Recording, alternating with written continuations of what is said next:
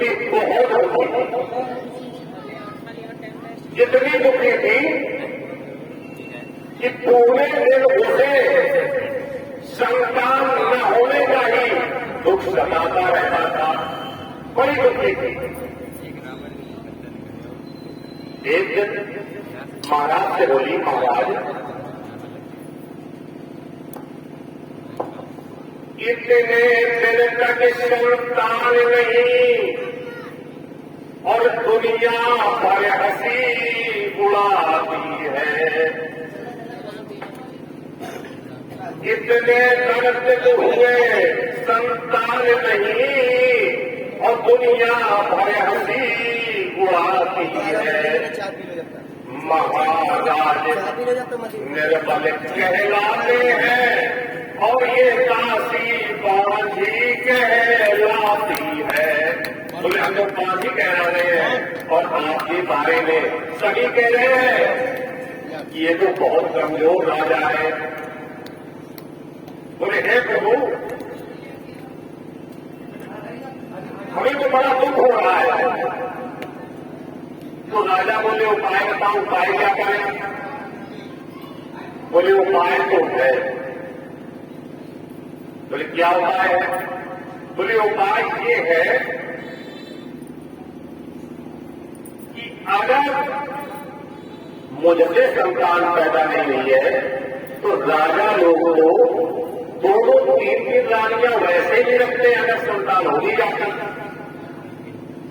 तो मेरी इच्छा ये है कि आप दूसरा विवाह करते हैं। राजा बोले कर तो ले, लेकिन दूसरे विवाह की बड़ी दशा खराब होती है। बोले कुछ दशा खराब नहीं होगी, मैं दासी बन करके बनी रहूंगी और एक संतान हो जाएगा तो हमें बड़ी हमारी आत्मा प्रसन्न हो जाएगी। तो अगर आप हमें अपनी दासी ही समझते हैं तो प्रभु दूसरी बनाए कर लीजिए।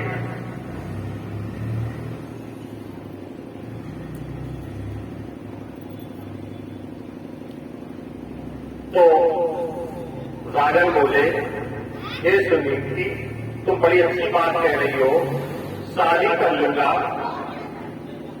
और भगवान की कृपा हुई तो संतान भी हो जाएगी।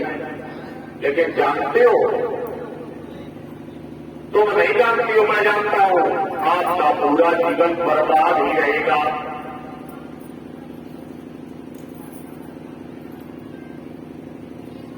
बोले क्यों रहेगा? बोले मैं जानता हूं, जिस घर में दो नाली है उसमें दो नाली बहती है और दोनों दो तरफ निकलती है, घर में एक न रहती है। बोले जिस घर में दो पत्नियां होती हैं तो ऐसे होती हैं जैसे दो नालियां हो, तो वो एक नहीं होती हैं। और बोले जिसके दो विवाह हुए हैं आप याद कर लो, निश्चित उन्हें जीवन में कष्ट ही भोगना पड़ा है। सुनीति बोली, आप हमने कुछ नहीं कहे, लेकिन हम आप लोगों से आपसे बता रहे हैं कि आपको शादी अवश्य करनी पड़ेगी। तो राजा ने जब जाना कहा तो शादी कर ली और शादी जब कर ली तो जहां शादी की वहां बताया नहीं कि हमारे रानी एक और है। शादी करके दूसरी एक सुरुचि नाम की धर्म पत्नी को लाते हैं और धर्म पत्नी जैसे ही दरवाजे पर आती है डोली उठती। गांव की जो महिलाएं वहां पर उपस्थित थी, सभी महिलाओं ने बड़ा सम्मान किया, जैसा आज भी हो रहा है। सभी महिलाएं जब नौबदी को आती है तो बड़ी प्रसन्न होकर के हाव भाव में उसका सम्मान करती हैं। तो सुरुचि का भी बड़ा सम्मान हुआ। पालकी से नीचे उतारने का प्रयास किया गया।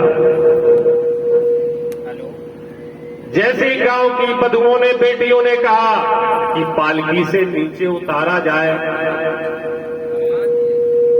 तो सुरुचि ने कहा, मेरी बात सुनो, पहले राजा को सामने लाओ। जब राजा सामने आ जाएंगे तब मैं पालकी से नीचे उतरूंगी। बोले बात क्या है? बोले बात ये है, मैंने आप लोगों की फुसफुसाहट को सुन लिया है। राजा ने अभी तक हमें ये नहीं बताया कि हमारी दूसरी रानी है, लेकिन जब आप लोग ये कह रही हैं कि पहले वाली से और अधिक सुंदर है, तो मेरे हृदय में धक्का सा लग गया है। मैं जिस चिंता में थी वही है, अर्थात पहले वाली का शब्द सुन करके मुझे ये पता लग गया कि एक रानी अंदर बैठी है। ताल लगवाओ पहले भैया। तो राजा जी आए पालकी के सामने। सुनो, अभी तक आपने ये नहीं बताया था कि हमारी एक शादी हो चुकी है, हमारा एक विवाह हो चुका है। लेकिन हमें आज यही पता लगा है कि हमारा एक विवाह हो गए, आपका एक विवाह हो चुका है। इसलिए हमारी अगर एक शर्त आप मानने को तैयार हो तो हम अंदर जाएंगे। बोले बताइए आपकी क्या शर्त है? बोले हमारी शर्त ये है कि जो पहले वाली आपकी रानी है वो मेरी दासी बनकर के रहेगी और मैं रानी बनकर के रहूंगी। सुनीति भी वहीं खड़ी थी। उसने एक राजन से कहा, स्वीकार है महाराज, हम आजीवन दासी बने रहेंगे, लेकिन संतान तो हो जाएगी। तो सुरुचि अंदर गई और बड़े राज ठाट से रहने लगी और सुनीति एक दासी की तरह अन्यत्र दूसरी जगह रहने लगी। भगवान की कृपा से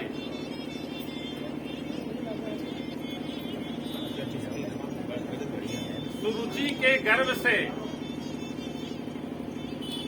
उत्तम नाम का एक कुमार पैदा हुआ। बड़ा सुंदर कुमार था, लेकिन जब भगवान की कृपा होती है, जैसा कि आत्मदेव नाम के ब्राह्मण को हुआ था कि दो संतानें, पहले एक भी नहीं हो रही थी और बाद में 2 संतानें हो गई। तो इसी तरीके से राजा के संसर्ग से सुनीति की भी एक संतान पैदा हुई, उसका नाम ध्रुव रखा। जब ध्रुव रखा, अब ध्रुव बड़े होने लगे अपने घर।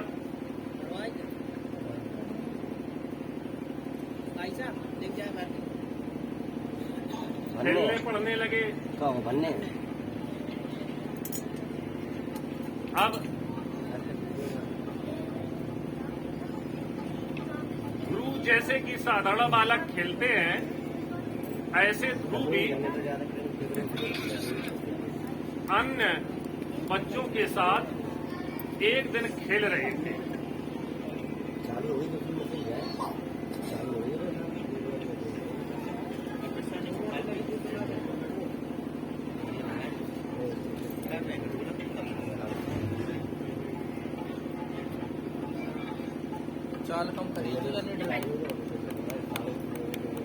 बोलो श्री राम जय राम, जय जय राम।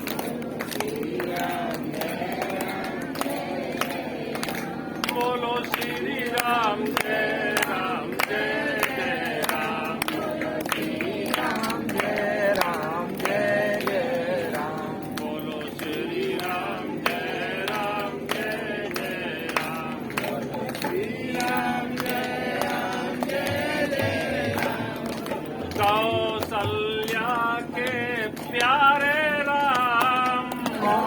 कल्यागे प्यारे राम, दशरथ राज दुलारे राम, दशरथ राज दुलारे राम। बोलो श्री राम जय जय राम। बोलो श्री राम जय जय राम। बोलो श्री राम जय जय राम। बोलो श्री राम जय राम। बोलो गोविंद भगवान की जय।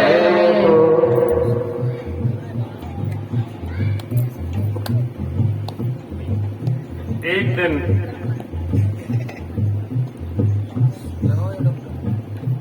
एकदा सूरजे पुत्र अंक मारोत लालयन उत्तमम नारुक्षंतम ध्रुवम राक्षादनंदत।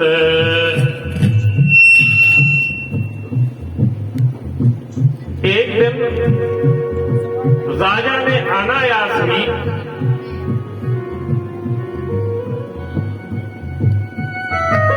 बेटा ध्रुव को अपने गोद में ले लिया।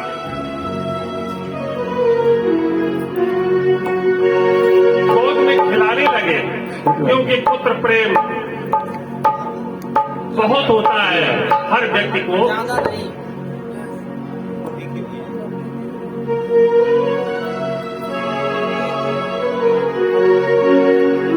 तो जैसे ही सुरुचि ने देखा कि राजा मेरी दासी सुनीति के पुत्र को अपनी गोद में लिए है, तो बेटा उत्तम का सुरुचि सह न सकी अपमान और पटक दिया ध्रुव को झटके और बोली त्योरा तान। एकदम जब देखा कि हमारा जो उत्तम गोदी के नीचे है और ध्रुव ऊपर है गोदी में, तो उसने तुरंत ध्रुव को गोदी से नीचे गिरा दिया और बोली ओ हो दासी के ललुए का और लक्ष्मी के लालों जैसा दिल है। अब वो मजदूरन के अग पूछने क्या तू इस गोदी के काबिल है।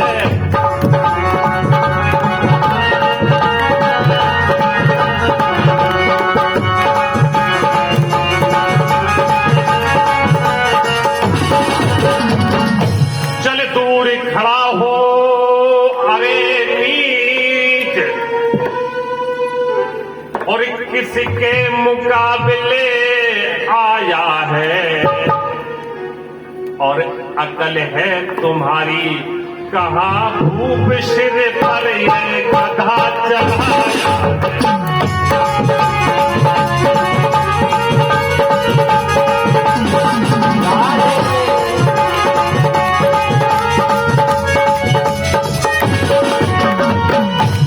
राजा को भी डांट दिया। बोले हे राजन, जैसे आज भी महिलाएं बोलती हैं, इसी तरह से धुतकारते हुए बोली, तो मेरी बुद्धि नहीं है, तुम्हारी अकल खराब हो गई है। जो मेरा पुत्र उत्तम था उससे गोदी से बाहर कर दिया और इसे गोदी में बिठाए हो, तुम्हारी बुद्धि खराब हो गई है। और फिर बालक को डांटते हुए वह सुरुचि कहती है, रे हद भागे पूर्व में कहीं यदि थोड़ा भजन किया होता, तो उत्तम के बदले तूने मुझसे ही जन्म लिया होता।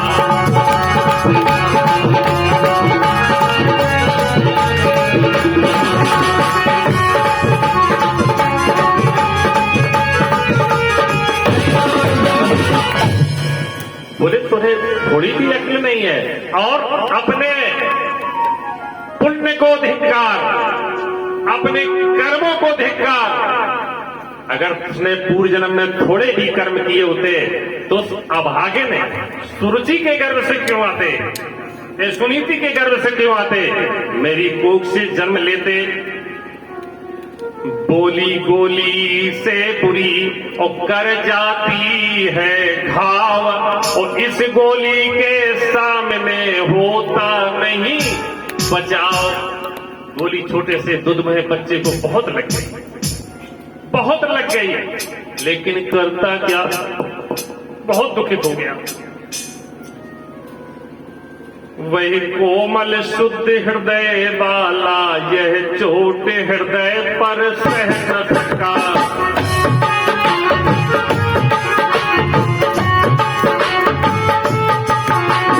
कोमल शुद्ध हृदय वाला यह चोट हृदय पे सह न सका।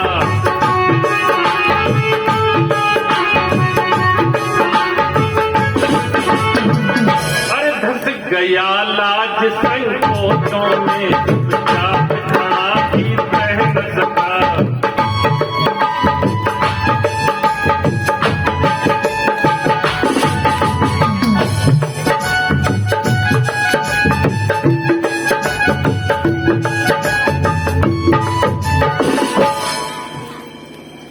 इतना अपमानित हो गया, इतना अपमानित हो गया, चुपचाप भी नहीं रह पा रहा है।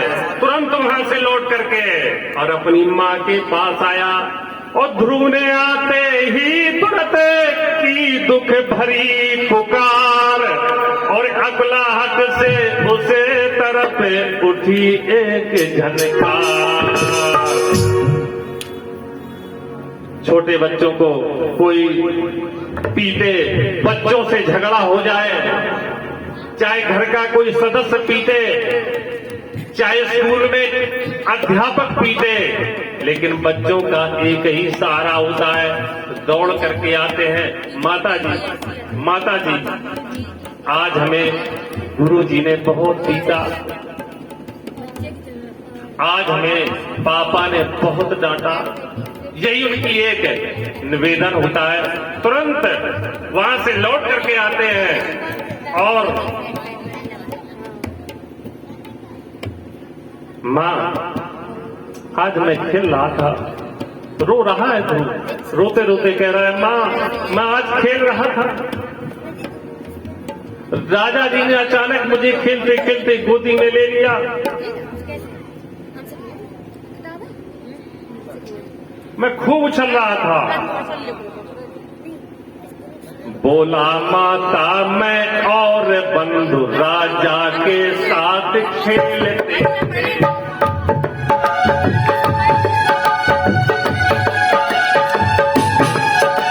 अरे बोला माता मैं और बंधु राजा के साथ खेलते थे।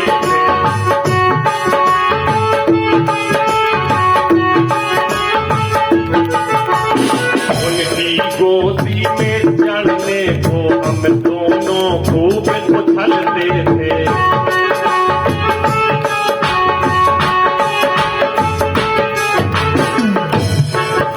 रानी ने मुझको दे पटका और झटका दे दिया कलाई में।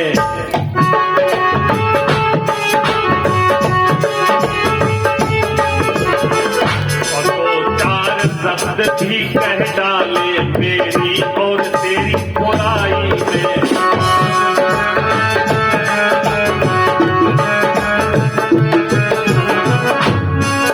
पूरा हाल अपनी माँ को सुनाया। सुनीति रोने लगी, आंखों में आंसुओं की धारा बह रही थी। आज सुनीति के आंखों से जो आंसू आ रहे थे उनको पहुंचने वाला कोई नहीं था। बड़ी दुखी थी, रो करके कहने लगी, बेटा क्या कहूं, स्वर्ग नहीं त्यागना था,